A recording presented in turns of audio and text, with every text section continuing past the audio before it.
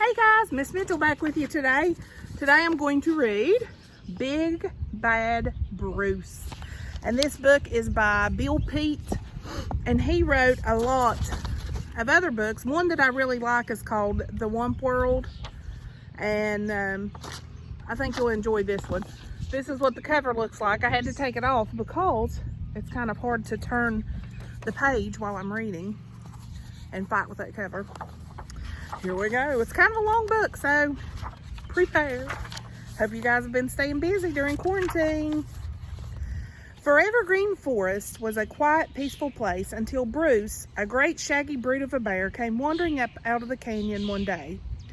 A bear of his size was enough to frighten anyone, and the smaller creatures who lived there kept a sharp eye on Bruce in case he might give them trouble.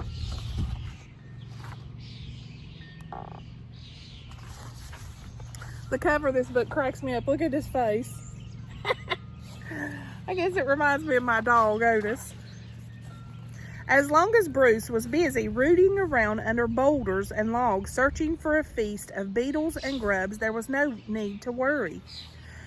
But when the big fellow was feeling frisky and ready for fun, it was time to beware of the bear. What Bruce called fun was to scare the wits out of anyone.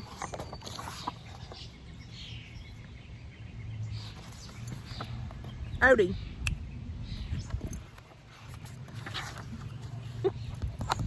The most fun of all for Bruce was rock tumbling.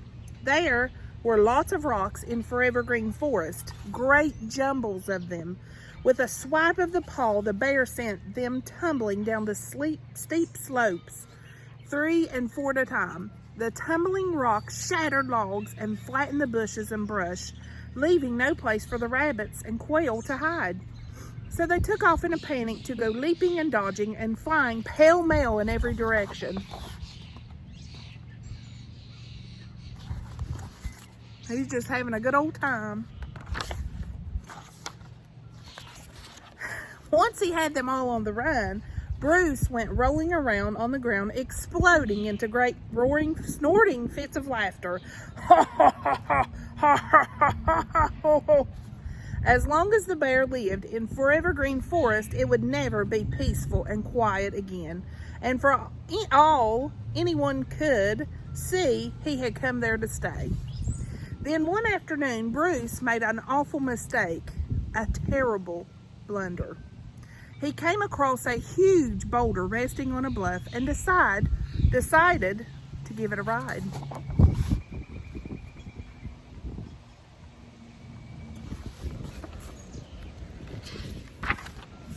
With a mighty heave, he sent the boulder tumbling down a steep slope, flumpity, blumpity, wumpity, whoomp, smashing pine trees and aspens to splinters and leaving deep dents in the ground as it went.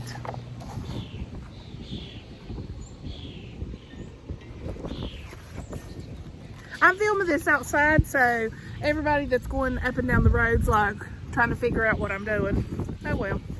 In one last big bounce, it landed plump in a berry patch, just missing an old woman and her cat by a whisker. It was Roxy, a crafty little witch who was picking blueberries with her cat Clinker. "Where in blazes did you come from?" she shrieked, giving the boulder a vicious kick. "How did you get here? Who sent you?" Just then, a raucous roar of laughter echoed through the pines, and in a twinkle, Roxy caught sight of the bear on the bluff. "So that's who!" she cried, and in a fury, she went storming up the slope to face the bear. Uh-oh. I think Big Bad Bruce is in trouble.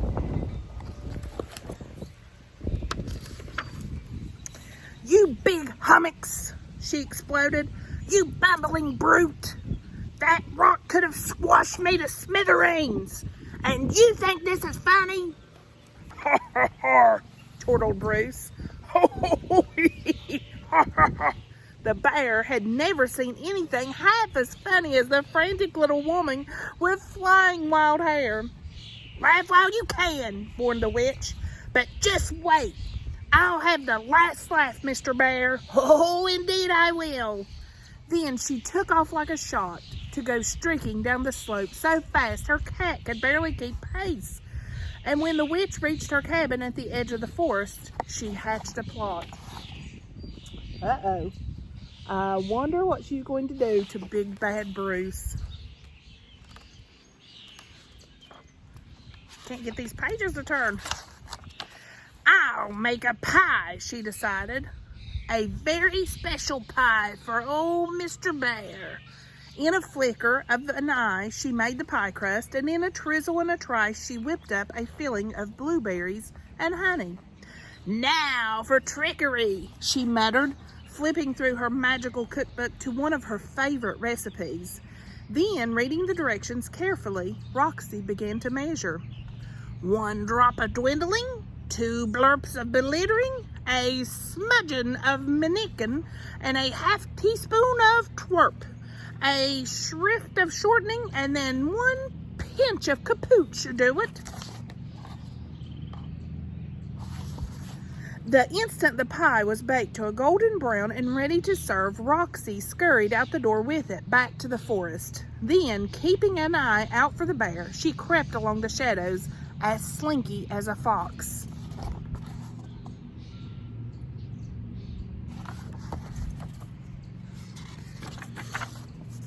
When she reached a small clearing near the spot where she had met the bear, there was not a sign of him, but she could hear him snorting and snooting around in the bush somewhere up the slope. Quickly, she picked out a pine stump, jerked off her apron, and flung it over the top, then put the pie on it. "The table's all set," she whispered. "Now, skits cat, kitty cat, let's get lost." And they ducked behind a log, just a hop, skip, and a jump from the stump to watch old Mr. Bear. Uh-oh, what do you think she's going to do to Big Bad Bruce? Do you think she's going to get revenge? Get back at him for rolling the big log down the tree?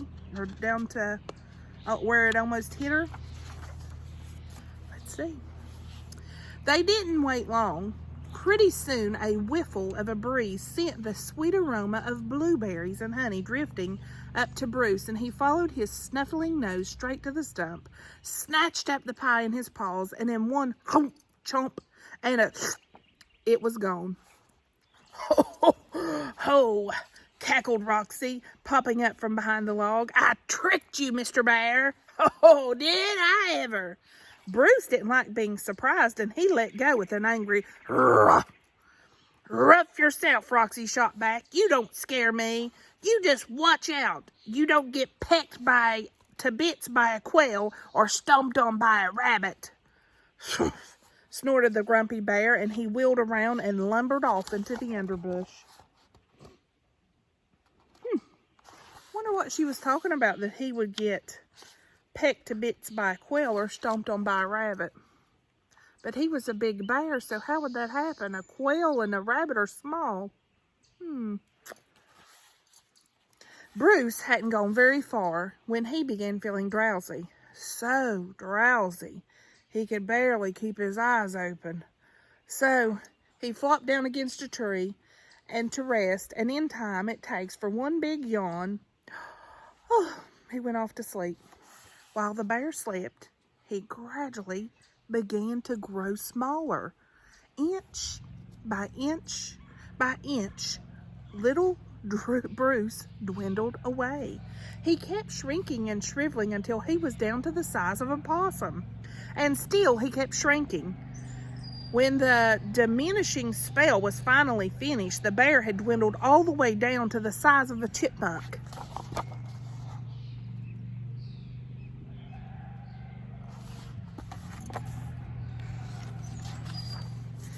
Bruce was awakened by a sharp peck on the head, and with an angry growl, he came out like a squeak that reared up, all ready to fight. But when he found himself nose to nose with the beak of a quail, Bruce backed off to gape in amazement. Then, as the bewildered bear looked around, he was surprised by 3 more giant quail and a pair of huge rabbits. Uh-oh. Oh, look at Big Bruce now. He's not Big Bad Bruce anymore. He's Little Bruce. The rabbits and quail had recognized Bruce as they closed in to attack. He quickly turned tail and went plowing headlong into a tangle of brambles. But there was no chance of outrunning the rabbits and quail in a thicket. They were close on his heels, pecking and stomping the bear with a fury. Bruce didn't dare fight back. He kept ducking and dodging his way through the brambles, frantically searching for some place to hide, a gopher hole, a flat rock to squeeze under, any place at all.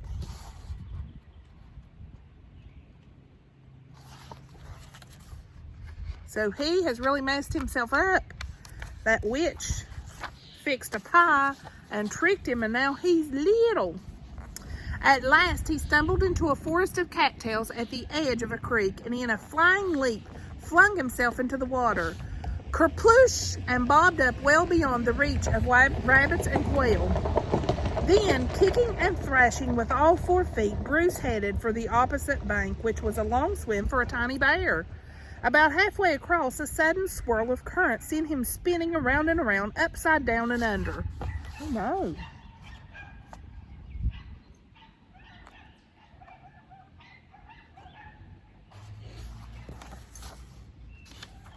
Wonder if Bruce will make it.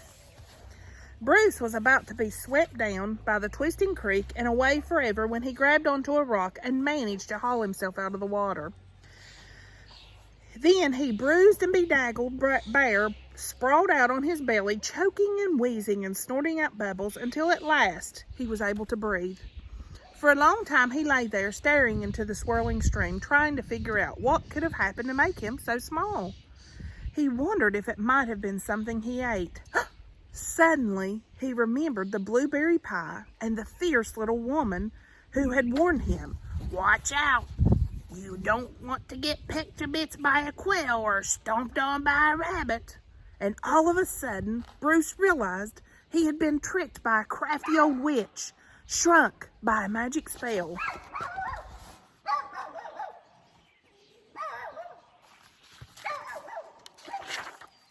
By the time the sun had gone down and deep shadows had crept across the creek, a chilly breeze rippled the dark water, and the soggy wet beer shivered and shook from the cold and also from the fright. Bruce knew that the night hunters were already out on the prowl, and now he was fair game. The jittery bear sat up on his haunches, looking all about in the dark for any sign of danger. He looked everywhere but up. Or he would have seen the frowsy old owl peering down from a tree limb above. The fuzzy little brown thing on the rock was a choice tidbit for the owl, and he was just about to swoop down when all of a sudden,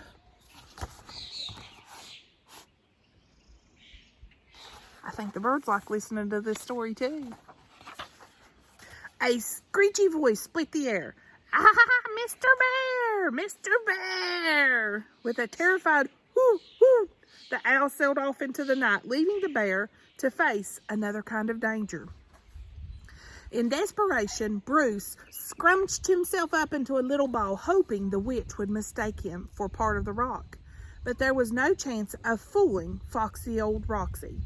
And holding her lantern out over the creek, she spotted the bear in a flash. "Ho, ho, ho, ho, ho," she cackled. "There you are, Mr. Bear. No bigger than a minute. Quick, quick, clinker! Go fetch him, skit-scat!" Uh-oh. She's going to get her cat to fetch the bear. Poor old Bruce, he has really got himself into a predicament. Before the bear could blink an eye, the cat snatched him off the rock by the gruff of the neck and leaped lightly back to the bank. "Good cat!" cried Roxy. "Now, home we go, but easy does it. This little bear has had a big day." As Bruce was carried along through the dark forest, he didn't dare put up a struggle. He was too scared, and he was too weary to even lift a paw. So, he was sure the crafty old witch had planned to fix him for good. If she could shrink him down to the runt of a thing, she could turn him into a tadpole, or even a flea, or even make him disappear altogether.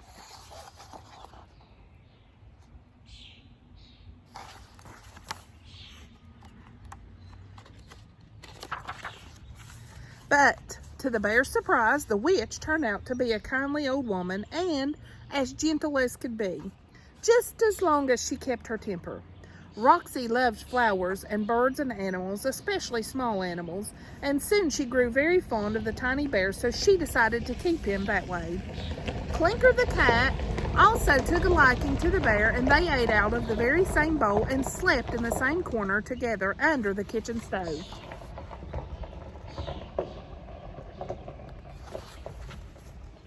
I wonder if Bruce is going to turn back into the big bear that he was, or if he's going to stay little. Little bears have short memories, and in a few days, Bruce forgot all about ever being a giant bear. For all he knew, Roxy's flower garden was a beautiful leafy green forest with plenty of room to roam. Whenever the tiny bear was feeling frisky and ready for fun, he flipped pebbles around as if they were boulders, just to scare the wits out of the grasshoppers, the beetles, and the caterpillars. From a bug's eye view, Bruce was a great big, hairy, scary, horrible brute of a beast.